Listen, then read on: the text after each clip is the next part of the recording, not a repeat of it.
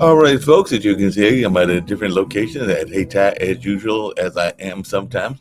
And today we've actually got a conversation around politics. So we're going to have the mayor here and some other people here as they are going to be presenting a discussion on a number of issues. I'm sure that urban renewal and gentrification and other things might come up in this conversation. But right now, let's talk about what's happening in world politics. Some folks are asking how much leverage does India have in trade talks with the U.S.? So that is something that is being reported and thought about, and all along those lines. So, unlike other emerging Asian economies that are currently relying on exports, India's consumers led economy gives it a stronger hand in any trade talks with the U.S., experts say. Competing energy markets, economies like Vietnam could complicate India's trade negotiations by offering zero rate tariffs. So, in the short term, India will see limited impact from the tariffs as supply chains cannot be easily changed. Long term, India can make concessions where it has an advantage. So that's something that we're seeing reported in CNBC and all along those lines. So definitely that is a story that folks are talking about, just like they're talking about the European Union approves its first set of retaliatory tariffs on U.S. imports. So that is a news story that folks are talking about as well. So the European Commission, the bloc's executive army, said that duties would start being collected from April 15th. The response package was unveiled last month, targeting a range of goods. The 27 nation EU had warned it would act to protect European business and consumers after U.S. President Donald Trump imposed 25% duties on steel and aluminum. So the EU considers U.S. tariffs unjustified and damaging, causing economic harm to both sides as well as the global economy. The EU has stated its clear preference to find negotiated outcomes with the U.S., which will be balanced and mutually beneficial, according to what the European Commission has said, and all along those lines. So the European Union on Wednesday voted to approve its first set of retaliatory measures to counter tariffs imposed by the U.S. on steel and aluminum. So that's something that's coming out of the news, but we've got other things going on as well. So as you can tell, I got a lot going on, but I know Sasha's got some things he wants to talk about in terms of the tariffs and what's going on. I've also got Rick Rosner and Jatovi joining me Hello. as well. So, Sasha, what you said there were some other things you wanted to discuss about the tariffs. So I'm going to turn it over to you and hear some of your words of wisdom. Well, unfortunately, it goes much beyond just tariffs. You have to understand that the power in US now belongs to a very aggressive group of people headed by President Donald Trump who have all power is available, and they are unleashing all this power against people of United States. It's very, very concentrated and very powerful means of destruction, of manipulation. Look at the market. Look at what's happened yesterday. There was a tweet, now it's a time to buy DJT. DJT, it's Donald J. Trump, but it's also a symbol of his company trading on stock exchange. And that stock went up ballistic yesterday more than 20%. So it is for all agreed, concentrated, a huge, enormous, incredible manipulation. There is no other words to call it. And look at what's happened today. So the tariffs now being postponed for 90 days. It's a great victory of Donald Trump and his people. And so what? So the market almost gave up all its gains of yesterday.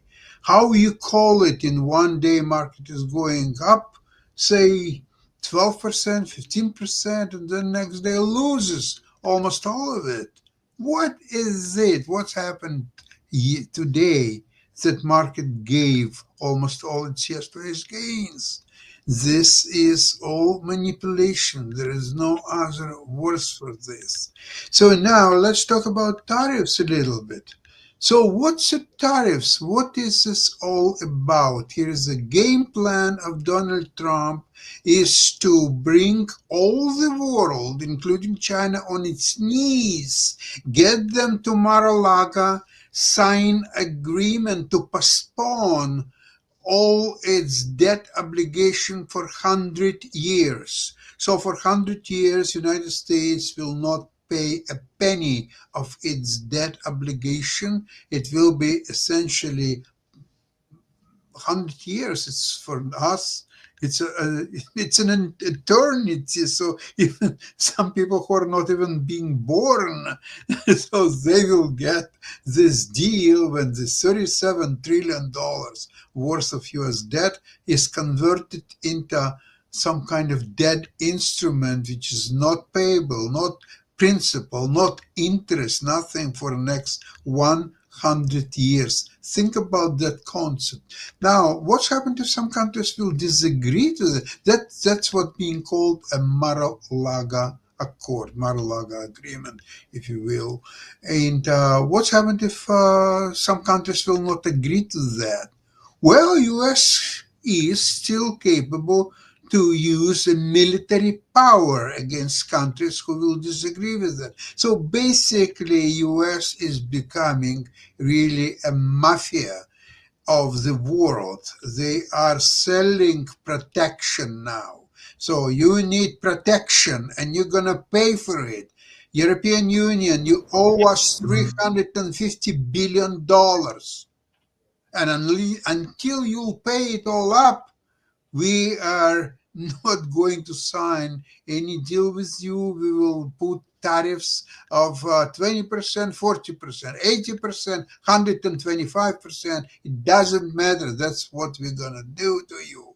So this is opening a situation where people of different countries, they will have to wait for themselves. So are we going to agree to all that? Are we going to fight that, including possibility of military invasion into our country? What are we going to do? Not all countries and not all people as brave as Ukrainians, who took upon themselves fight Russia, a nuclear power, a huge, the biggest country in the world. Are there so many brave people, so many brave countries around the globe? Not at all. Tell me another country except Ukraine who is going to fight for its independence. Okay, Israel. Who else? Rick, you see any countries who is going to fight for its freedom? I don't frickin' know. I don't know. Okay, Jatovi, you? Okay, Mark, maybe you know. I don't know, but there have been some African nations and others that have tried to fight for independence from different things. Speaking of which, as one of the questions I was going to ask, because you are a market expert, what can we expect? And maybe Jacoby, since he's driving today, has some thoughts around this from the oil prices, because they are saying that OPEC is accelerating into oil production as prices are tanking and tariffs hammer their market. So are we going to see a increase in our gas prices for those of you that drive and everything like that? Because Goldman Sachs on Thursday reduced its December 2025 forecast for global and U.S. benchmarks Brent crude and WTI by $5 to $66 and $62 a barrel, respectively, because the two key downside risks we have flagged are realizing, and then there's the tariffs as well. So we're going to see higher gas prices. I guess that's the question I'm asking you, because you study the market quite a bit and know what OPEC is up to, because definitely Mark, something is not right in your calculation. So if OPEC will increase production and the prices will go down, so why the gas prices would go up? How you do that? Yeah, I didn't know. Like I said, I didn't know if the tariffs and the prices would balance each other, because the eight key OPEC producers on Thursday agreed to raise the combined crude oil output by 1,100 barrels. And isn't this going to be like a war between the U.S. because the U.S. says that it can produce some of its own gas, if I remember correctly. Isn't that one of the things that they've been saying and everything along those lines? I think that's one of Trump's ideas, even around coal and everything. But the group No, but includes, if there is increase in output, both OPEC and United States, it would lead obviously to lower gas prices, yeah, that not makes sense. higher, right? Yeah, that makes sense and everything. And they're saying that OPEC's bullishness is a way to appease Trump. So maybe they're trying to appease Trump and everything like that. Because as you said, a lot of people are trying to negotiate and appease Trump in one way or another. So, Jacoby, any thoughts around this? You're in your car today. Everything's going to go up. It's just what's going to happen. He's destroyed basically. He's created so much chaos within the system. Everything is going to go up. The idea around OPEC and all the other stuff, adding, drilling more, that's not doing anything. We're already drilling more than any other we ever had been in the history of the country. What's that going to change? Nothing. So stuff is going up. I read an article today that I know you said that egg prices went down, Mark, but I read an article today that said that egg prices hit its highest level. So we're kind of screwed. Yeah, sounds No, like it. no, I agree with you about inflation. That yes, all prices, except oil, everything will go up. The oil will go down. Actually, it can go down to $50 or $45 a barrel, which will make gas prices lower, substantially lower. But it's not gonna help with all other items. Everything else will go higher. So Sasha,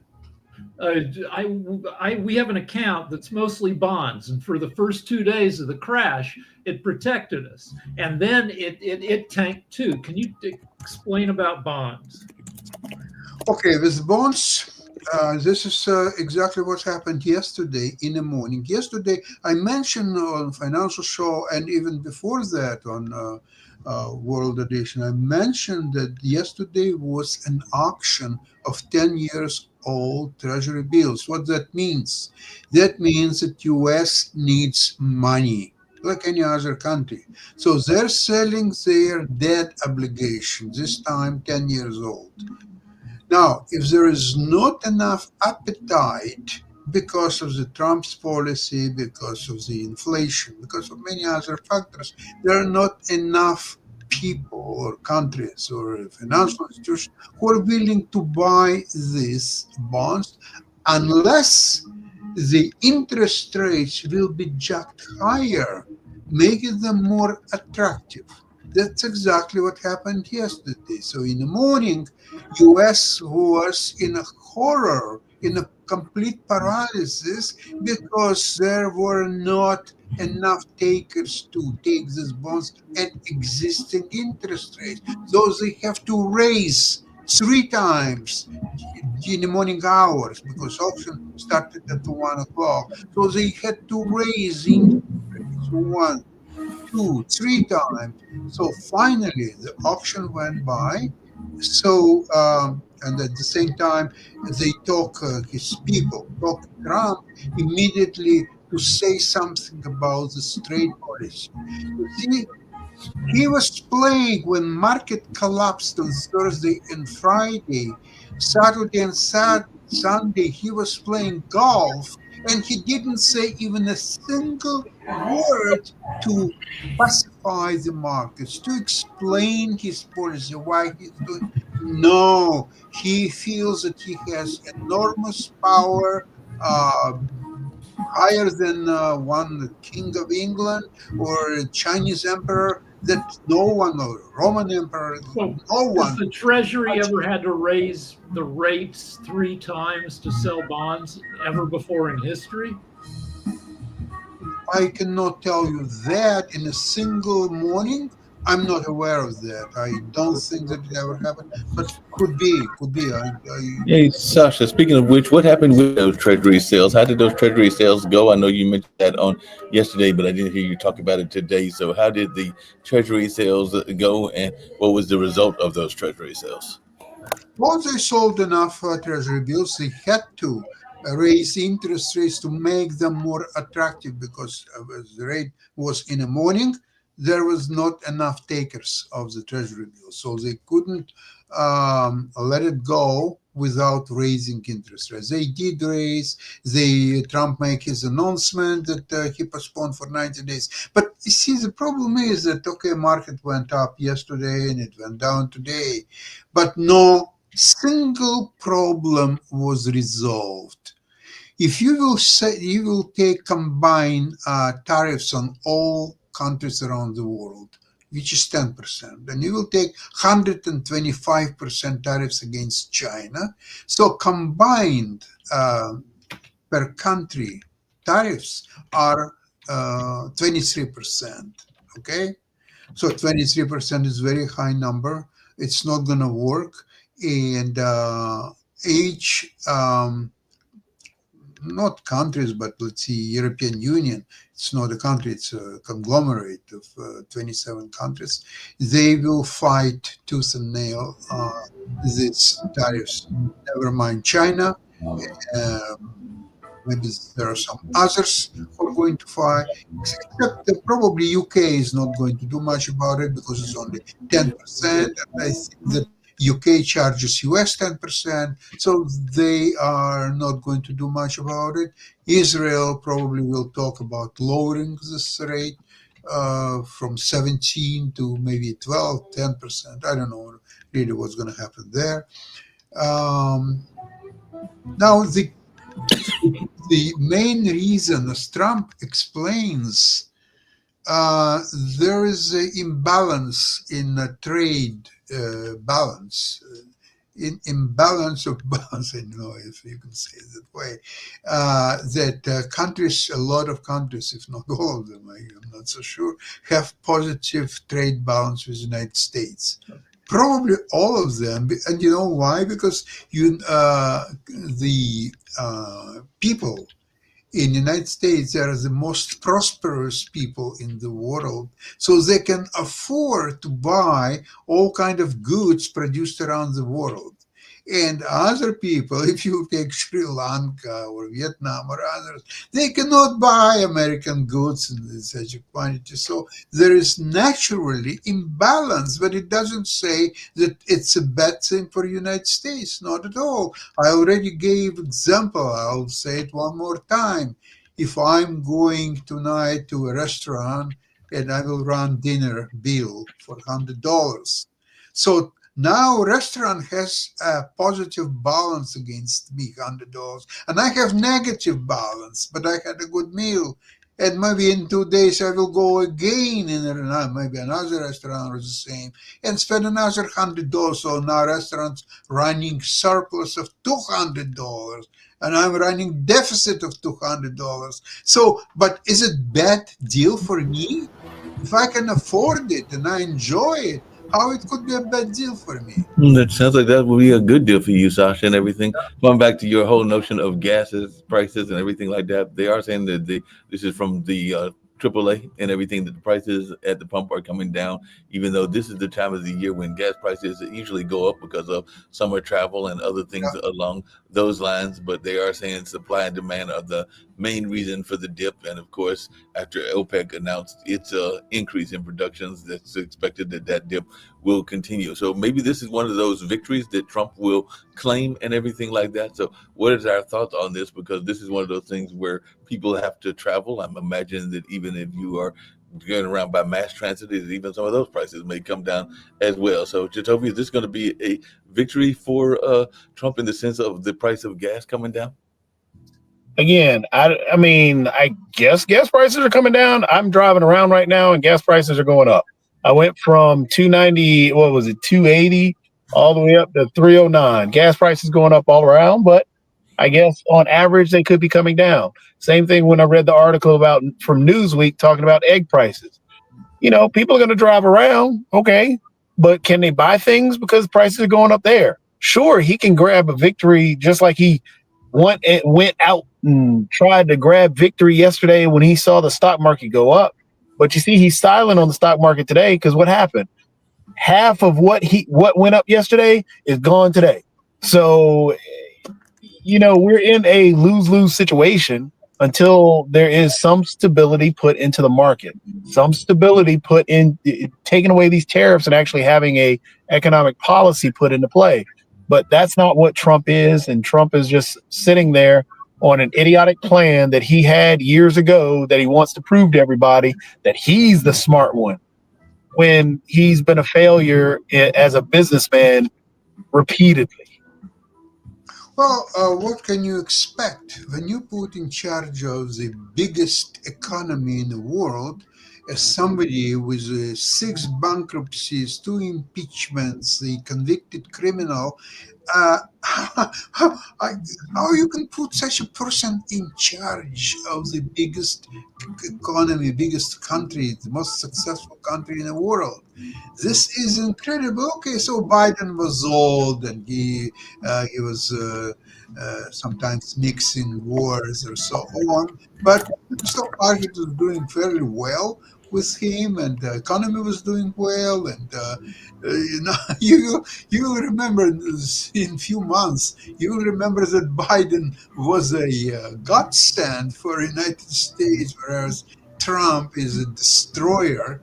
And even if gas prices will go down, if all other prices for food, for furniture, for clothing, for everything will go higher, so then are American people better off because of that? I don't think so.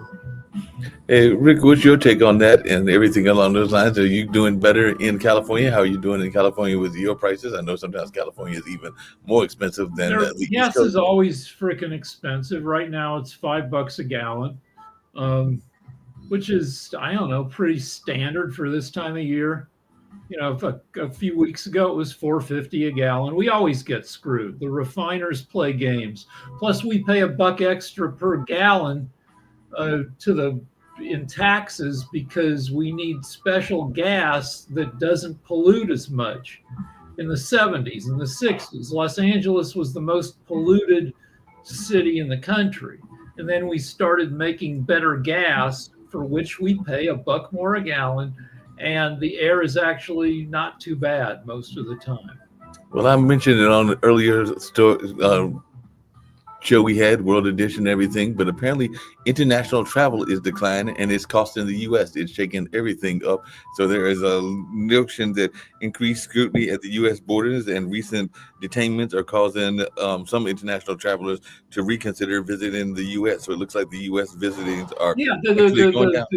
The travel is a tens of billions of dollars. It brings tens of billions of dollars every year into the country, with knock-on effects of hundreds of billions. But why would you come to a country where you know that most Americans might be decent people, but the odds of running into a dickhead will fuck with you either at the border or just on the street? You don't know. All you know is what's reported about what's going on. Why would you come to a country where you're rolling the dice about having a terrible thing happen to you when you can go to Belgium or the Netherlands or frickin' New Zealand, where people are nice and the scenery is nice?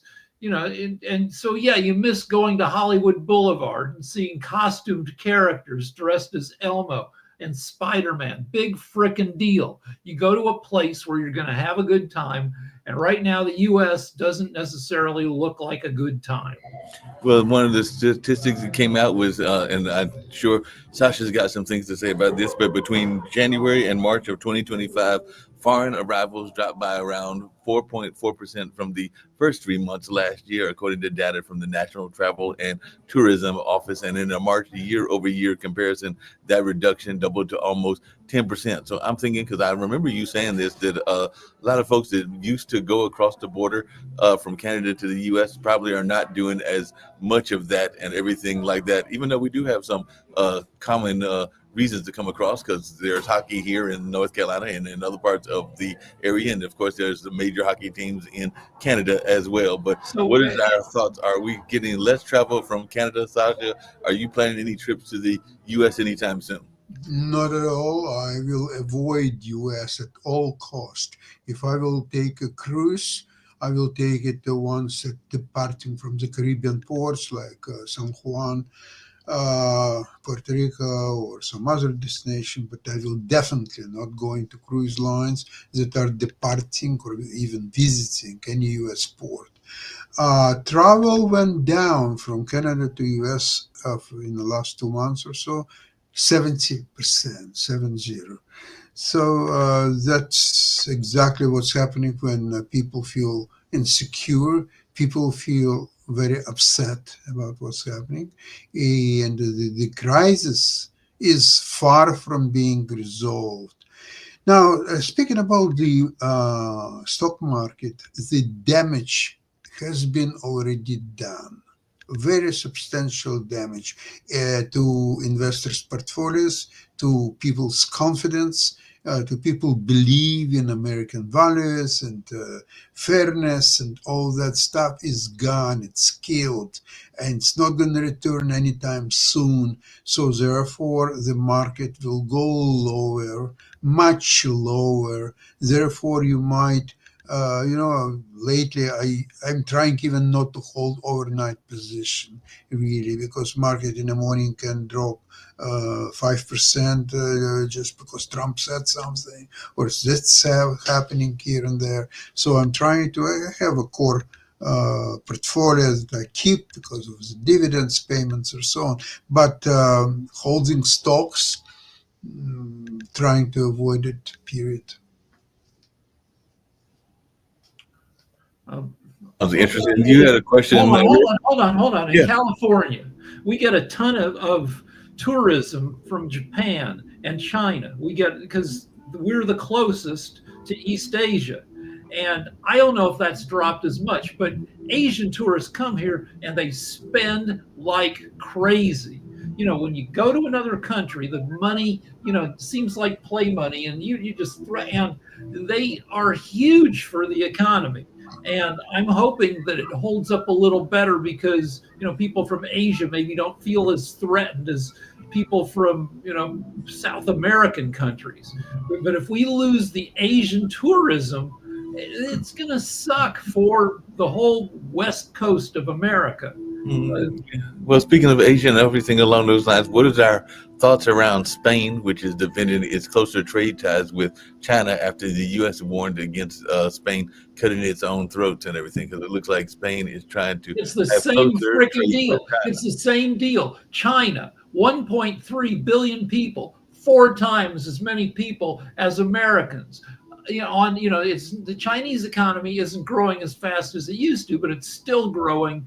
They've got like 125 cities with industrial cities with more than 1 million people in them each. Those cities, factory owners are getting rich, and it makes sense for Spain to say, come here and spend all your frickin' money.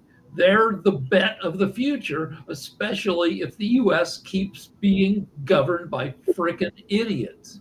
Well, speaking of that, Sasha pointed out the damage has been done, and that is true. What you're talking about there is, Rick, is part of that damage. When you have the U.S. being an untrustworthy partner, not only in the bond market, so why would I invest into the U.S. knowing I don't know what Trump is going to do with my money because I may lose the money, so the dollar value drops. Then on top of that, why am I going to invest in manufacturing into the U.S. because I don't know if these tariffs are going to stick or not, and then that's going to lead. How am I going to be able to govern my company? Because there are companies right now that have paused hiring because they don't know if they're going to be able to financially hire somebody and pay for that individual based on what's going on. So other countries will look around the U.S. I was listening to one of the economists today, and it was either today or yesterday. The British guy. No, actually, yeah, I think he's a British guy. I always forget his name. Great guy. He does a great job analyzing the economy, but he was talking about south to south trading, where you have these southern continents trading with themselves, therefore cutting the U.S. out of that market in the first place. So Australia is sending stuff to say Africa, or Africa trading more with South America. That carves out the U.S., loses out on that money. But other countries are going to start doing that. That's where that damage truly is done. And now we are stuck because of this individual who, within less than 100 days, has destroyed our basically the basics of the U.S. economy and the U.S. standing across the globe. So There is a danger of recession as well in later this year, and this danger now, some JP Morgan, I think, assess 60% and Goldman Sachs 45%. It's fairly high numbers, by the way. So when Obama came into office, the U.S.'s global standing was fairly low because Bush had gone to war under false pretenses. And Obama did, I think, what was called an apology tour. He visited, he met with world leaders saying, you know, we're not like that anymore. We're a decent country. We've always been a decent country.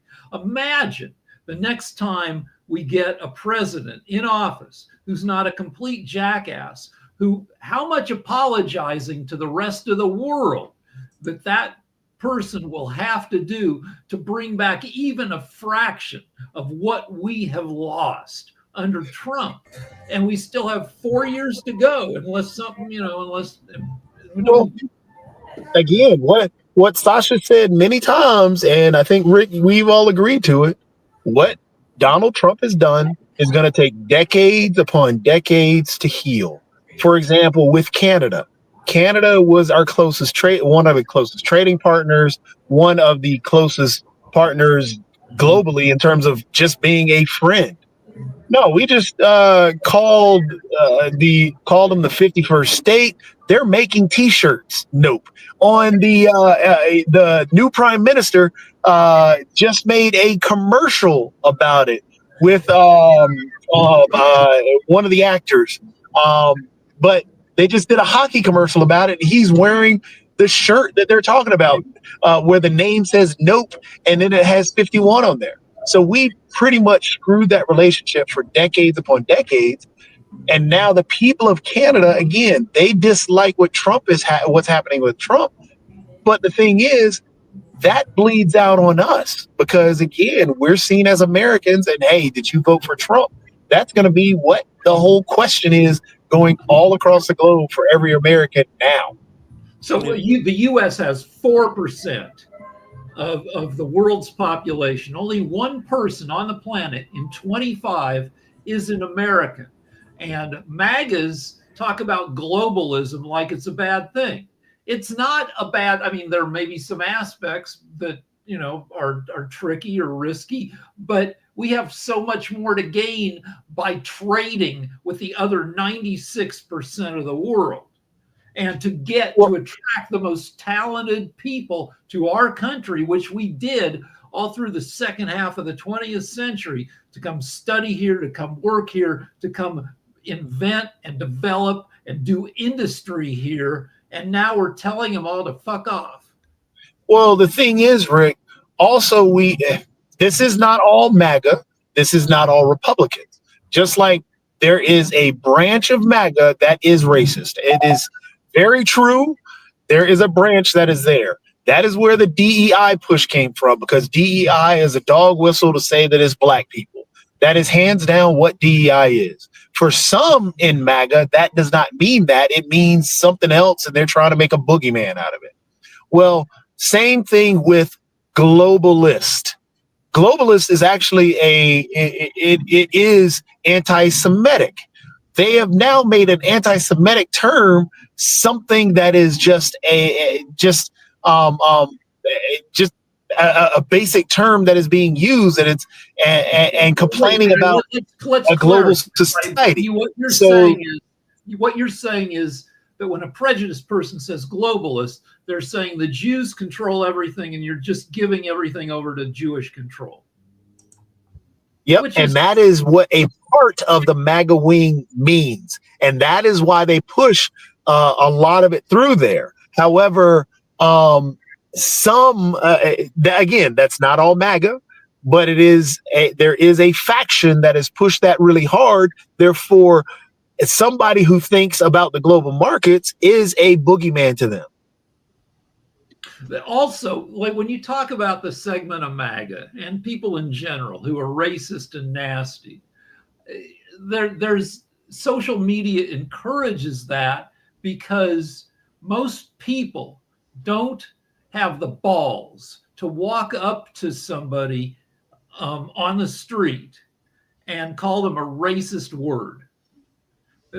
And before social media, that was mostly the way you could spread racist hate. So it was much harder to spread. Now you can do it anonymously and you can feel the thrill. And even if you're not that racist, if you're a 14-year-old kid who just wants to feel the thrill of doing something taboo, you can go online and you can call somebody the C word, the N word, the F word, the R word, and anonymously run away, and that's despicable. And it's also like training wheels for growing up to be an actual racist. Well, unfortunately, we must admit that here is the American suicide, how Donald Trump changed the world by destroying Western unity. It's been only 2.5 months since Donald Trump returned to the White House, and the world has already undergone fundamental changes. Trump is rapidly undermining U.S. trade relations and the global free trade system that United States itself helped create after 1945. His attempt to so-called liberate the American economy by raising tariffs marks a significant shift from the more cautious trade policies of his first term. The average level of tariffs in the United States now the highest since 1909. It's more than 100 years ago, according to data from the Yale University Budget Lab. Trump also questions the United States' long-standing alliance commitments, in particular NATO and its associated security guarantees. So this is going much bigger than tariffs. I'm talking about completely ruining the standing of America in the world. And that could lead, probably it will, to new alliances around the globe where America, United States will not be part of it. Look at now the Japan and South Korea. They're making alliance with its biggest enemy for the last 100 years, China. And they're going to trade with the free zone, no tariffs. And I will not be surprised if they will use other currency besides the US dollar in their trade. So all the BRICS countries are preparing new currencies. So if US will use its dominant of a dollar as a resort currency, how you can figure out what's going to happen to the United States. So here's a quote from Nikita Khrushchev, who replaced Stalin as the leader of the Soviet Union. In 1956, Khrushchev said, "We will take America without firing a shot. We do not have to invade the US. We will destroy you from within." It took him 69 years. We held him off for more than half a century, but thanks to social media and a con man, they are, and the Soviet Union's gone, but Russia still stands, and they are close to achieving their objective. Yeah, unfortunately, and even if you will take Trump's promise to have a peace between Ukraine and Russia in never mind 24 hours or even 24 days, or even 24 weeks, I don't see any signs that Russia indeed wants a peace. At least is there continuing bombardment of Ukrainian cities, killing kids and in large quantities. Last attack, they killed 18 kids and several innocent citizens. So, and Trump says nothing about that. So, what kind of a peace is he creating? He is doing everything to help his friend Putin to prevail in this war. Is that what kind of peace he's preparing? Unbelievable. But we'll see. We'll see. We'll see what happens in that. Hey, Sasha and Rick, one of the other things that came out, and I don't know your thoughts around this, but apparently France is saying that in June they are going to recognize Palestine and everything like that. So, what is your take on Macron and this notion of recognizing the Palestinian state? What Palestine? What Palestine are you talking about? There is a rubble. There are no people to speak of. There are some people who hardly can survive and fighting for their lives. You can recognize Palestine every half an hour, but it's not going to help anyone. Who is governing Palestine right now? Well, they said Anybody? that Hamas, the latest rule is that they don't want Hamas to rule, and that the Palestinian Authority has to be the new Well, ruler. who's gonna institute that? It's supposed to be instituted by Palestine world needs- politics and the world. political Palestine right. needs a neutral occupation, but nobody's willing to do that. Trump wants to go in and take over and build a beach resort, but Trump is full of crap. How would he even do that? You need somebody to go in right now. You know, the Palestinians would never trust Israel because they don't like the way Israel has been prosecuting the war. It would help if you had a multinational, maybe a UN force there in force. You need 40,000 people to occupy Palestine. They've never tried occupying Gaza with more than like 8,000 people. It's not enough. Everybody is just like is passing the buck on it, and you can recognize Palestine, but there is no government in place. It's a hollow state. And it's partly their fault for, when they had the chance to elect decent leaders, they never could. But now any leadership is blasted to smithereens. Any remaining people are like, the fifth in command of Hamas, who have managed to survive after the four, people got blown. It's you're not recognizing anything. Well, that's what France said they wanted to do, and I don't know what his reasoning was, but we'll find out more about it. It's supposed to happen in June and everything. I did have a question for you, Rick, because it's a couple of countries, including one of the African nations or a couple of the African nations. Would you even bother to be an opposition leader? Because apparently the Tanzanian prominent opposition leader was charged with treason after calling for some changes in the politics. So that was in Tanzania. So it seems like every time you turn around, the opposition leaders are getting jailed, no matter where the country is. So would you be an opposition leader in any country in the world? Well, I used to be willing to be the opposition in America. Now my wife doesn't want me to say or tweet anything because she's afraid they'll come after me. My response is it's okay. There are like 1 million people who are saying the same things I am. And she's saying that, yeah, maybe that used to be sufficient to not have them go after you, but now we don't know. So no, I don't want to be the opposition leader in a country where it could get me in big trouble. At the same time, there's that poem from the Holocaust. I did not say anything when they came for the Jews because I wasn't a Jew. Didn't say anything when they came for the communists, and now they come for me. Famous poem from like 41, 42. So yeah, I kind of want to shut up. And at the same time, I kind of don't want to.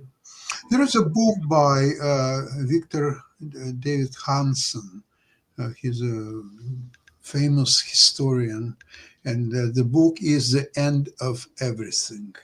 And he cites a situation from the history of the world where the country and its people completely disappeared for various reasons, like Aztecs from the Spaniards, like Carthage destroyed by Romans, a few other situations. And I think that the Palestine is going to be the next case when the country and its people will disappear. That's unfortunately what's happening. Yeah, France may try to help, maybe somebody else, but it's not going to change anything. The Palestine is and its people are doomed. They are not going to survive one way or another. The question is whether some other Arab countries like Egypt, maybe Saudi Arabia, who knows, maybe Qatar, maybe Jordan, maybe they will accept some people and give them the home and help them to survive, and maybe their children will prosper in this situation. I wish it would happen, but so far nothing of that is happening at all. So in the meantime, a similar situation, by the way, happened to Israel in 1973, the War of Yom Kippur, where the Arab countries headed by Egypt and Jordan attacked Israel on the day of Yom Kippur. The most important day is the Jewish calendar, and they were victorious, and they threatened actually the existence of Israel. And Golda Meir, who was at that time prime minister, approached the United States. We need immediate help, jet fighters, tanks, just anything, because we may not survive.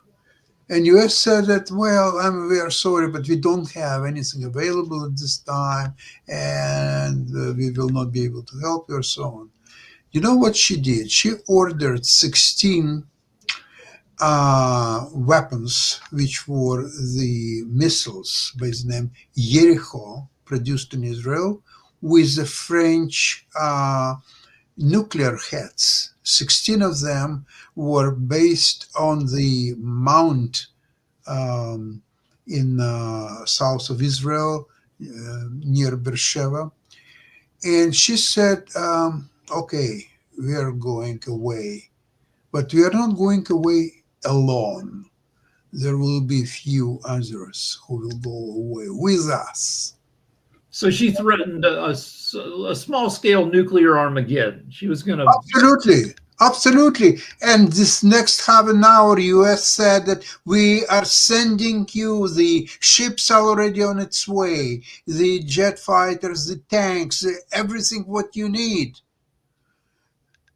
And she did not use, as we know, nuclear force, but it's there, it's available. And now Israel has well over 100 nuclear warheads. So nothing will happen to Israel. That's why it's so important for Ukraine to acquire and build its own nuclear weapons. And they're going to do it. Because the only guarantee in this world today is the nuclear weapons capabilities. If you don't have that, you're good for nothing. It's just a matter of... There's a magazine called the Bulletin of the Atomic Scientist that has the doomsday clock. Right. That measures how close are we to having an intentional or an accidental Armageddon.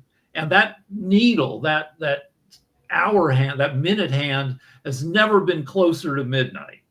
And so, yeah, I can understand the need for nuclear defense, but if it goes wrong, all it takes is half a small nuclear exchange, 6 or 7 nuclear missiles going off, especially if they're H bombs instead of A bombs, to kill millions of people in the first hours, and then a few millions more in the days afterwards and years afterwards as the fallout goes around, the globe. But this is the best deterrent from the actual war for really for annihilation of enemy. That's something what keeps the world relatively safe, at least as large countries are concerned, since the Second World War, because Americans demonstrated in Japan in 1945 what can happen if nuclear weapons will be used. So therefore, nobody ever used nuclear weapons, but they're there to deter, not Yeah, to. but with something like nuclear weapons, there's the risk that those weapons were set off 80 years ago. And with war, if you have a terrible world war, it kind of vaccinates you against another terrible war for quite a while. But is it the same? But then you have another terrible war. If maybe it's the same with nukes. Have we kind of, there's almost nobody left alive who remembers when those nukes were set off, incinerating 100,000 people at once. And does that mean that we have to have another couple, some more nukes used in anger or by accident to remind us of how horrible they are? Could be, could be. Well, until recently, there were always exercises and use nuclear weapons for sort of exercise purposes. It was under the water detonations or in the air, somewhere in the Pacific somewhere or so on. It's not being done now because there's a threat of pollution of atmosphere or so on or other purposes. But maybe once in a while, it's probably a good idea to remind people. Yeah, maybe so. When we were kids, we knew what a nuclear bomb could do. A single H bomb could wipe out all of Moscow, all of Chicago. There was a movie where New York City got melted and 8 million people died from one nuclear bomb. I'm not sure today's young people have any idea what a nuclear bomb could do. Well, if you remember a movie of 1983, The Day After, which was shown to millions. A TV series, yeah. It was TV. I think it was just one movie. It wasn't like a series. It was. I don't know. Let's see. Yeah, so this was a spectacular vision of what could happen in case of a nuclear attack by. It wasn't even clear. Yeah, you're right. It was a movie. But very well done. Very, very good movie. I watched it last time, a couple of years ago. Very realistic. The vision of how the nuclear war could start. And it started simultaneously by both United States and Russia at the same time. And it was very realistic showing of what could happen in this case. So it's a great deterrent. And if it will happen, it will happen. And so everybody is in equal situation. What's more damaging, I think, is whereas there are new theory in the last few years that defying the real outcome of a nuclear exchange, saying that it's not as terrible as being portrayed, that it's complete loss of human life or so on. It's not true. It will be loss of maximum 150 million people, no more than that. South America will be untouched, Australia will be okay, some Asian countries will be okay.